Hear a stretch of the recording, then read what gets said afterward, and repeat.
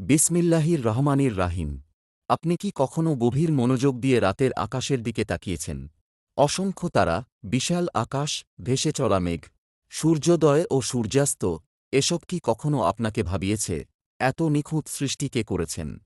মহান আল্লাহ সূরা আল মুলকে বলেন, তিনি স্তরে স্তরে ৭ আসমান সৃষ্টি করেছেন।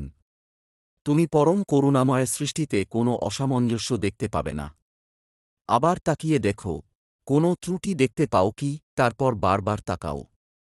তোমার দৃষ্টি ব্যর্থ ও ক্লান্ত হয়ে তোমার কাছেই ফিরে আসবে।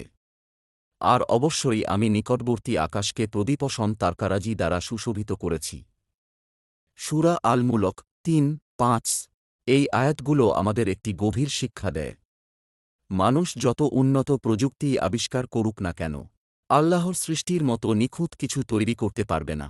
সকালে সূর্যের আলো পৃথিবীকে আলোকিত করে। মেঘ আসে, বৃষ্টি নামে, শুকিয়ে যাওয়া জমি আবার সবুজ হয়ে ওঠে। পাহাড় দৃঢ়ভাবে দাঁড়িয়ে থাকে, নদী নিরবধি প্রবাহিত হয়, সমুদ্রের ঢেউ নিরন্তর চলতে থাকে। প্রতিটি সৃষ্টি আল্লাহর কুদরতের সাক্ষ্য বহন করে। রাতের আকাশে জ্বলজ্বল করা তারাগুলো শুধু সৌন্দর্যের জন্য নয়, এগুলো আল্লাহর শক্তি ও মহিমার নিদর্শন। মানুষ যতবার আকাশের দিকে তাকাবে, ততবারই বুঝতে পারবে, এই মহাবিশ্বের একজন মহান স্রষ্টা আছেন।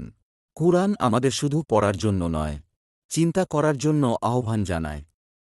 আমরা যদি প্রকৃতির দিকে গভীরভাবে তাকাই, তাহলে আমাদের ঈমান আরও দৃঢ় হবে এবং আল্লাহর প্রতি ভালোবাসা বৃদ্ধি পাবে। তাই আসুন আমরা প্রতিদিন কিছু সময় আল্লাহর সৃষ্টি নিয়ে চিন্তা করি, তাঁর নিয়ামতের জন্য শুকরিয়া আদায় করি এবং তাঁর আদেশ মেনে জীবন গড়ে তুলি।